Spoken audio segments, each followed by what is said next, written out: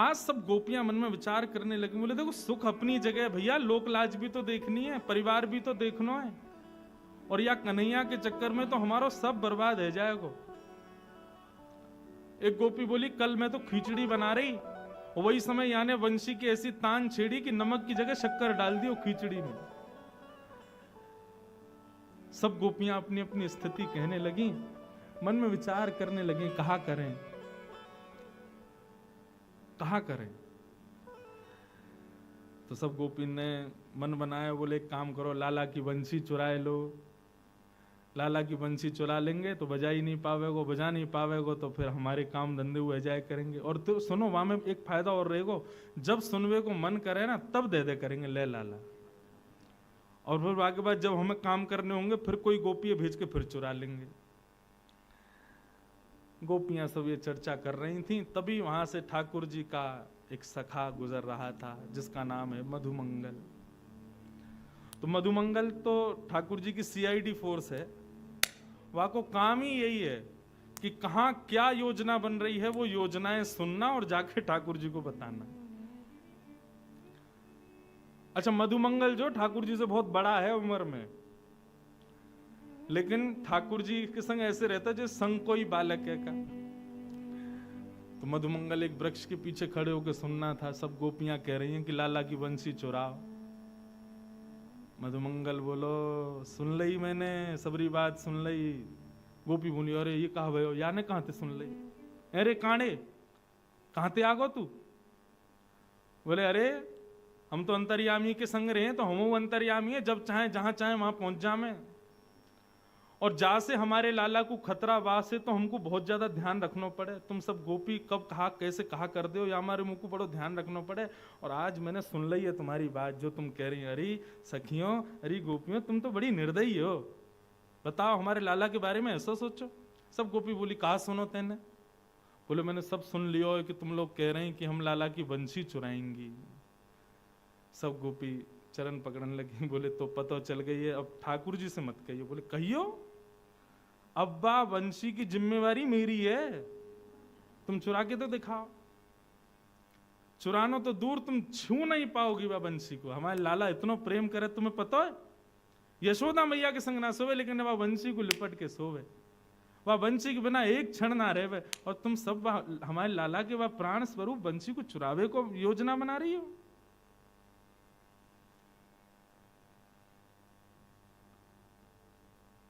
मैं रक्षा करूंगा, ना चुरा पाओगी बंसी। गोपी बोली मधुमंगल तू हमारी बात सुन, यदि तू हमारी बात सुनेगो तो तू भी राजी करेगो कि बंसी चुरानी चाहिए। देख हमारे घर की स्थिति का कर दी है वह बंसी ने, जब जब बजाय वा की वजह से जो जो घरों में हो जाता है वो सब बताने लगी गोपियां। मधुमंगल बोले मेरे पास एक उपाय है, वंशी भी ना चोरी करनी पड़ेगी और तुम्हारे काम भी आ जाएंगे। गोपी बोली कहा करनो बता दे भैया, तेरे पाम पूछे जल्दी बता। बोले एक रुई को फोआ लाओ। गोपी बोली अच्छा फिर, बाकी 2 भाग करो। बोले अच्छा फिर, बोले कानन में ठूस के 24 घंटा रहो, वंशी की ध्वनि जावेगी ना, तुम्हारे काम भी आ जाएंगे, लाला की वंशी बच जाएगी। अरे मधुमंगल कैसी बात करे, पूरे दिन कानन में रुई घुमा के घूमेंगे, डाल के घूमेंगे, कहा कहेंगे ब्रज के लोग, सब हंसी उड़ामेंगे। अरे या तो काम ना चलेगा, एक ही उपाय है, अब तो बंसी चुरानी ही पड़ेगी। मधुमंगल बोलो एक उपाय और है। गोपी बोली बता दे भैया दूसरा उपाय बता। बोले एक लंबो कपड़ा लाओ। बोले अच्छा, वाकू मोहते लेके कान तक बांधो। बोले फिर, बोले फिर यमुना जी में कूद के मर जाओ, ना बचोगी तुम ना बचेगी ये बला। हाँ कूद काट के खत्म करो। ऐसो मधुमंगल। गोपी बोली अरे हम कौन ते बात कर रही हैं। मधुमंगल बोलो भैया बंसी तो नहीं चुरा पाओगे, क्योंकि वह बंसी की जिम्मेवारी अब मैं ले लूंगा। मधुमंगल लौट के गए ठाकुर जी के पास। अरे लाला कहा कर रहे हो। बोले कछु ना भैया बैठा हूं। वो लाला एक गुप्त खबर तो को देनी है। ठाकुर जी बोले कहा भयो? बोले कि ये बरसाने की गोपीन ने सबन ने योजना बनाई है तेरी बंसी चुरावे की। बोले अरे कहा बात करे? बोले और नहीं तो सांची बताओ। बोले सांची कह रहा हूं लाला, या बंसी चुरावे को दोल नहीं है सबरी? यो कहें लाला बंसी बजावे, हमारे घर में यो है जाए त्यों है जाए, हमारे घर में तो कछु ना होए, इन गोपीन के घर ही क्यों बिगड़े तेरी बंसी थे। ठाकुर जी बोले अब क्या करें? बोले अब कहा करें लाला, एक ही बात है, बंसी मुंह दे दे। मैं तू तो नेक्सो सो बालक है, तू कहां लड़ेगा इन गोपीन ते?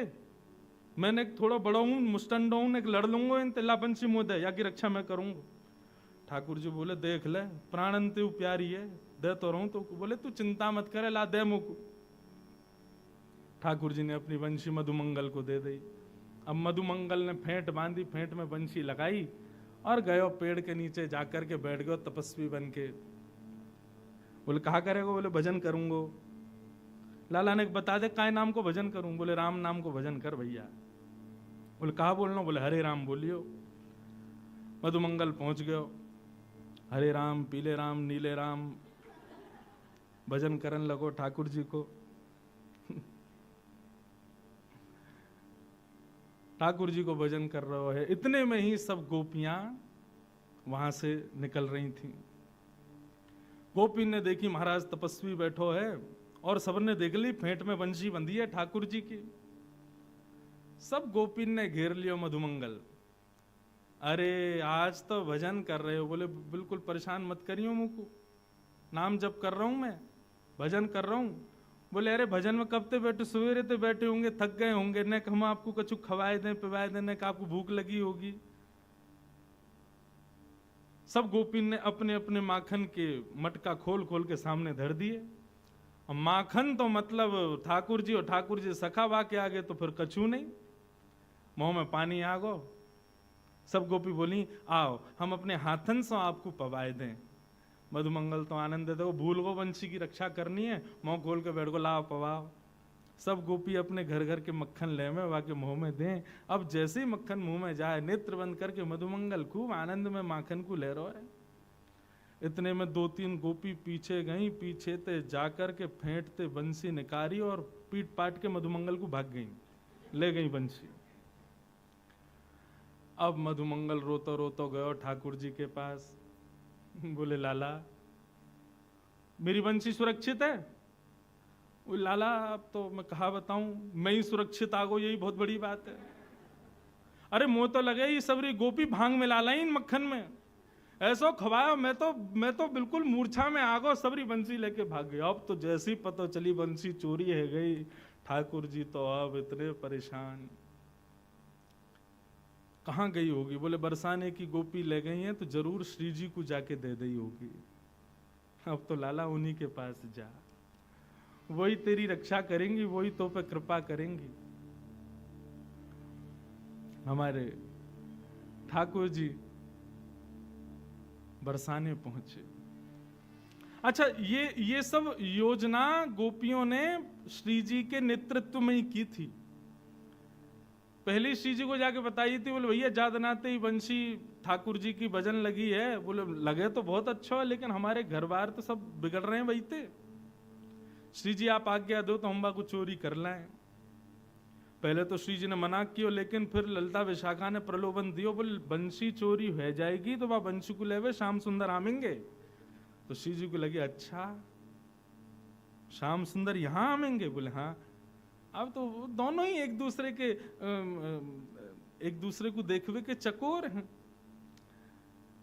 श्री जी ने भी आज्ञा दी कर लाओ चोरी, और महाराज सब गोपी चोरी करके वह वंशी को ले गई और ले जा करके रत्न जटित सिंहासन पर बैठी श्री जी उनको प्रदान कर दे। नेक देर में ही ठाकुर जी पधारे। मोह उतरो भयो है आंखन में मोटे मोटे बिंदु। श्री जी के चरणन में जाकर के निवेदन कर रहे हैं, हे श्यामाजू मेरी मुरलिया दे दो। अब इसी को इसका एक और विस्तार स्वरूप है इस लीला का, उसको राधा न्याय कहते हैं। श्री किशोरी जी से ठाकुर जी और गोपियां दोनों कटघरे में खड़े हो जाते हैं। किशोरी जी मुख्य बीच में बैठ करके न्याय करती हैं कि कौन सही है कौन गलत। ठाकुर जी ने जाके कही कि मेरी वंशी मुंह को दे दो। किशोरी जी बोली देखो श्याम सुंदर, हमें आपकी वंशी से कोई बैर नहीं है, लेकिन इन गोपीन की बात सुनो, ये भी गलत नहीं है। सब गोपियों ने बताया, बोले जब ये वंशी बजा में हमारे घर में ऐसा ऐसा रह जाए, कोई पानी भरती रह जाए, कोई भोजन बनाती रह जाए, कोई सोती रह जाए, कोई मुस्कुराती रह जाए, कोई रोती रह जाए, ऐसी स्थिति या वंशी तो होगी तो कैसे चलेंगे काम। अब आप या को कोई निधान बताओ। ठाकुर जी बोले निधान का बताऊं, मैं वंशी पे आपको ही नाम गाऊं, मैं कोई साधारण वंशी तो बजाऊं ना। तेरो ही गुण गाऊं मुरलिया, तेरो ही गुण गाऊं मुरलिया। ठाकुर जी अपना पक्ष पुष्ट कर रहे हैं। लीला में श्यामाजू तो मुख्य आसन पर बैठी हैं। ठाकुर जी एक तरफ अपना पक्ष रख रहे हैं और गोपियां दूसरी तरफ से आरोप लगा रही हैं। और ठाकुर जी बता रहे हैं कि भैया हम वंशी काय भाव से बजा में। तेरो ही गुण गाऊं मुरलिया, तेरो ही गुण गाऊं मुरलिया, तेरो ही गुण गाऊं मुरलिया, तेरो ही गुण गाऊं मुरलिया। तुम हो कुंवर किशोरी राधे, तुम हो कुंवर किशोरी राधे, मैं तेरे ही हाथ बिकाऊं श्यामा, तेरे ही हाथ बिकाऊं श्यामा, तेरे ही हाथ बिकाऊं श्यामा, तेरे ही हाथ बिकाऊं श्यामा, तेरो ही गुण गाऊं मुरलिया, तेरो ही गुण गाऊं मुरलिया, तेरो ही गुण गाऊं मुरलिया, तेरो ही गुण गाऊं। यह बिनती बलिहार सुनो तो, यह बिनती बलिहार सुनो तो, यह बिनती बलिहार सुनो तो, यह बिनती बलिहार सुनो तो, मैं तेरो ही दास कहाऊं श्यामा, मैं तेरो ही दास कहाऊं श्यामा, तेरो ही गुण गाऊं श्यामा, तेरो ही गुण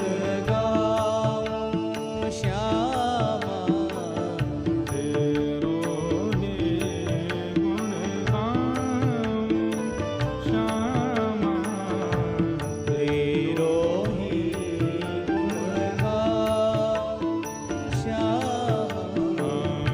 तेरो ही गुण गाऊं श्यामा, तेरो ही गुण गाऊं।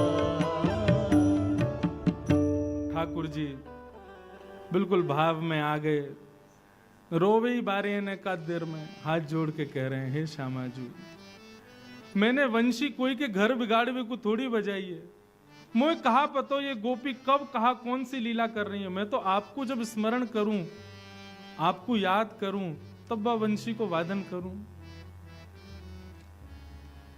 वास्तव में इस लीला के पीछे एक भाव यह भी है कि भाई श्याम सुंदर के अधरामृत को पान सब गोपी करनो चाहे, लेकिन वो सुख केवल और केवल वह वंशी को ही मिले। तो इन सब गोपीन के 36 के आंकड़े भी हैं वह वंशी थे। ये वंशी भी एक सहचरी है, सखी है, या हमारे ये सब दूर करना चाह रही हैं ठाकुर जी से।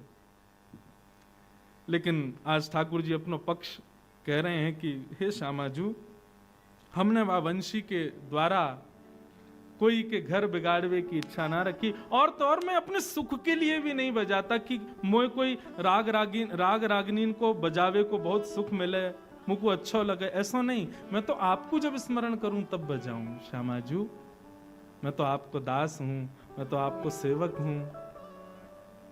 नागपुर वाले ने बड़ी हंसी आ रही है, लाला सेवक कह रहे हैं अपने आप हैं हमारी श्री जी के आगे। बंसी लेनी है तो कछु तो करेंगे।